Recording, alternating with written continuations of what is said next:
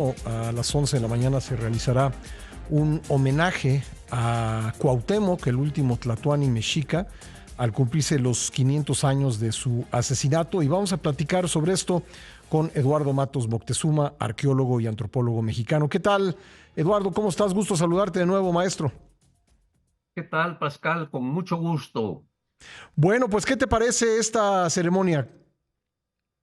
Bueno, no estoy muy enterado de los detalles de qué vaya a hacerse, pero eh, bueno, estas conmemoraciones pues tienen desde luego un eh, simbolismo y en este caso pues estos 500 años del juicio y muerte del último Tlatoani mexica pues es interesante, nada más que sí habría que ver algunos antecedentes de cómo fue que sucedieron estos hechos. Ujú.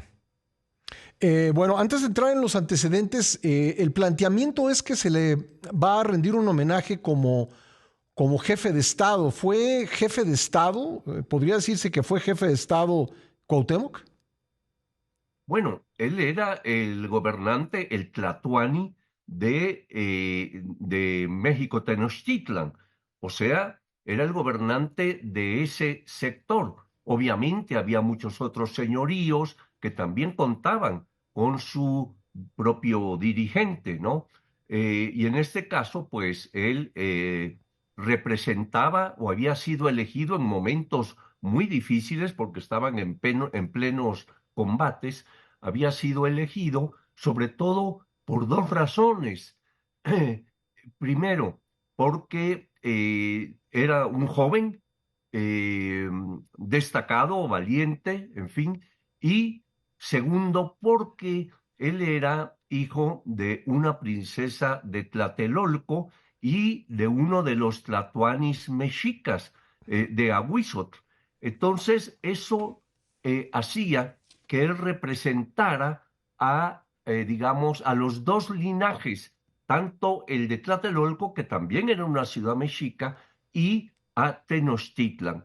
Entonces es elegido y pues va a enfrentar a los españoles y por cierto que él siempre mostró una valentía muy relevante, ¿no?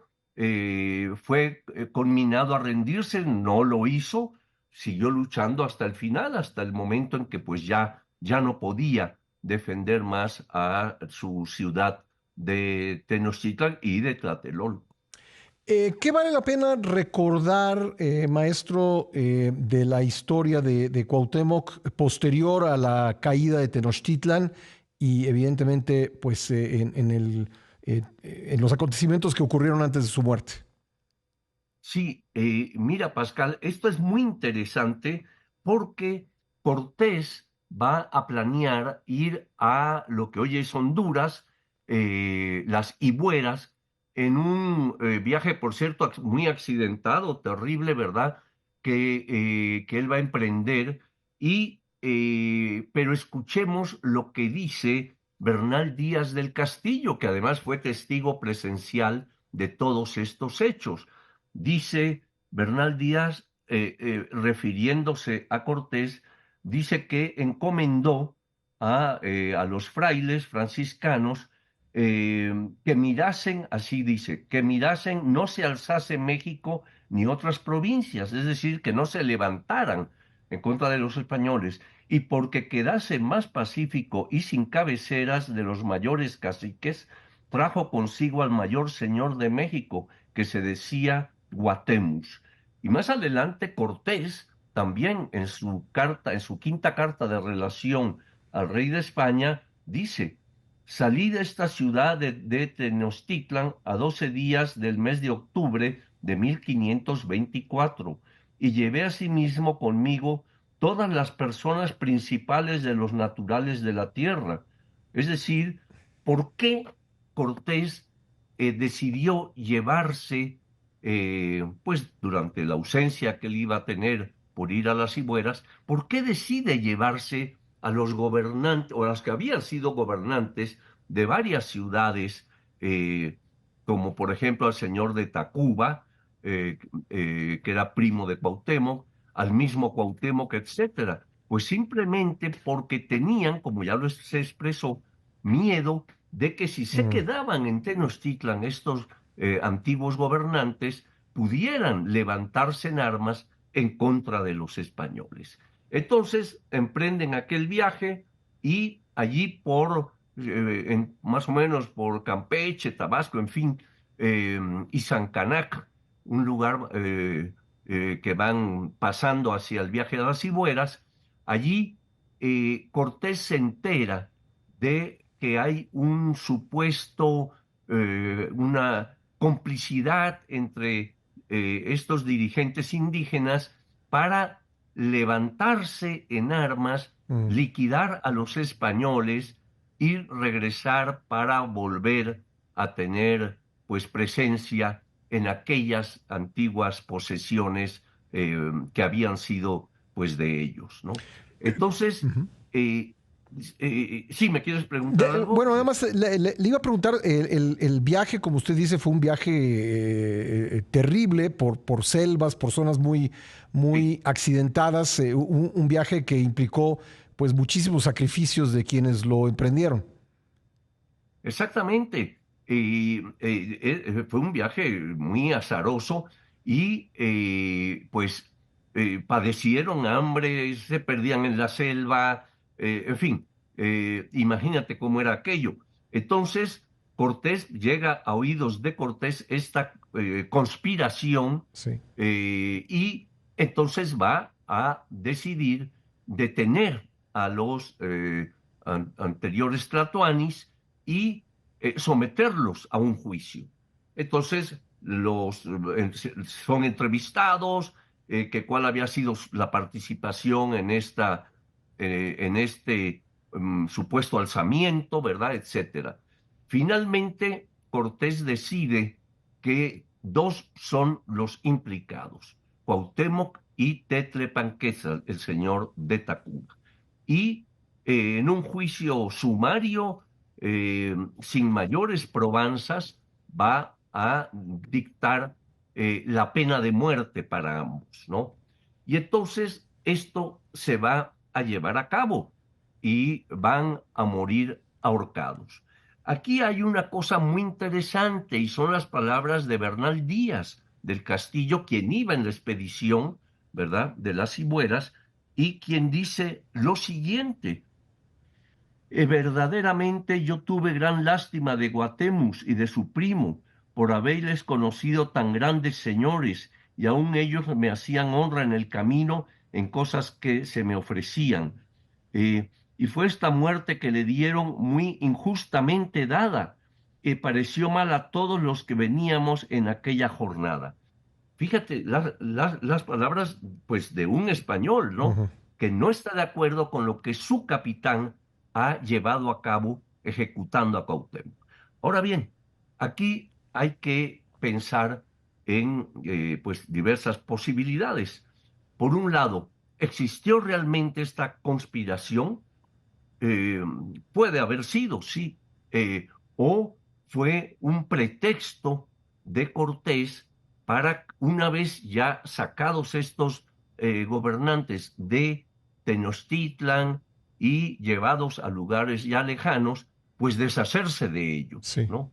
Entonces, pues allí está esa duda. El hecho es que los mismos españoles, como hemos visto, pues están dudosos de que hubiera habido mayores pruebas para Sí. determinar la ejecución de los dos antiguos gobernantes, ¿no? Maestro, quiero preguntarte qué pasó después, qué ocurrió con los restos o supuestos restos de Cuauhtémoc y cómo llegamos hasta la ceremonia del día de hoy. Estamos conversando con el arqueólogo y antropólogo Eduardo Matos Moctezuma, quien nos ha relatado pues, cuáles fueron las circunstancias de la ejecución de Cuauhtémoc hace 500 años. Y maestro, pues ha habido siempre una polémica en torno de sus restos. ¿Realmente se sabe dónde están los restos de Cuauhtémoc? No, no se sabe. Después de la muerte del Tlatoani, no se sabe el paradero de estos restos, pero en 1949 surgió la idea, el planteamiento de que esto se encontraba en una población de Guerrero, del actual estado de Guerrero, en Ixcatiopan.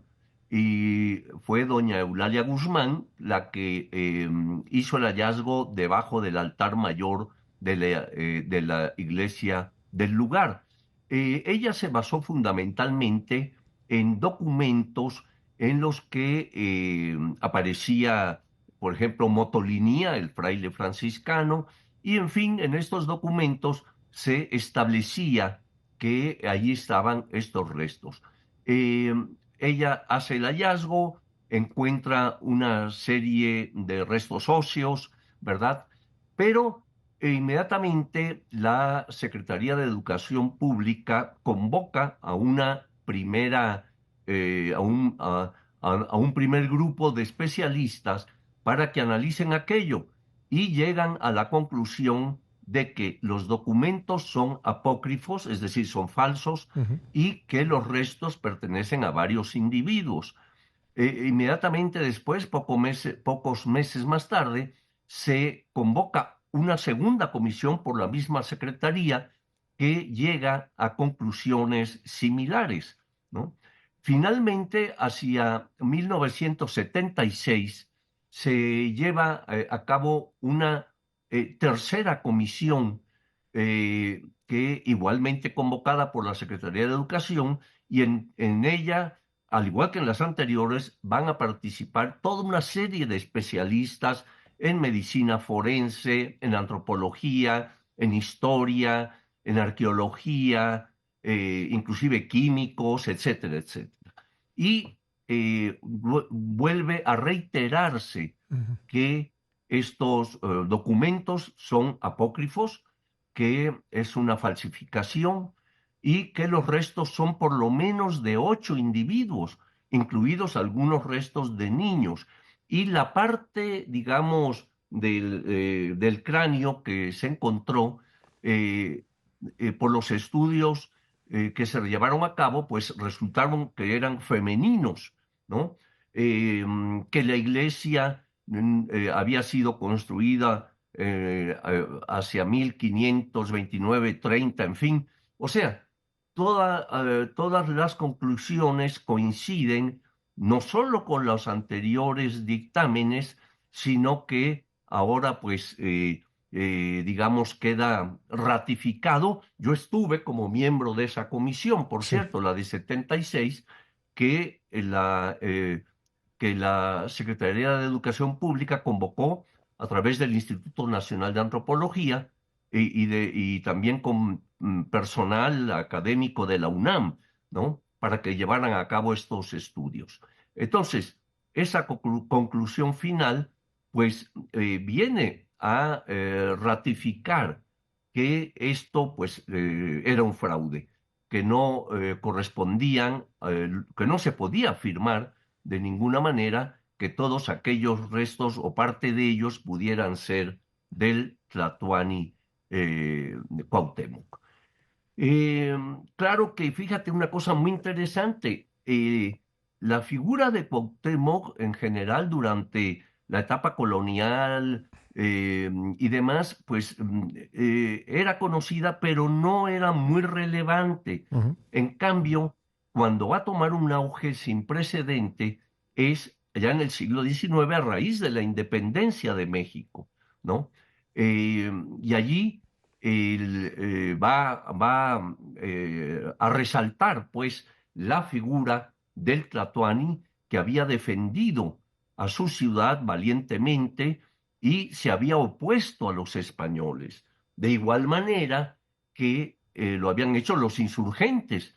Por eso, al momento de la independencia, pues van a buscar los insurgentes, digamos, elementos históricos para darle sustento. Sí, a su lucha.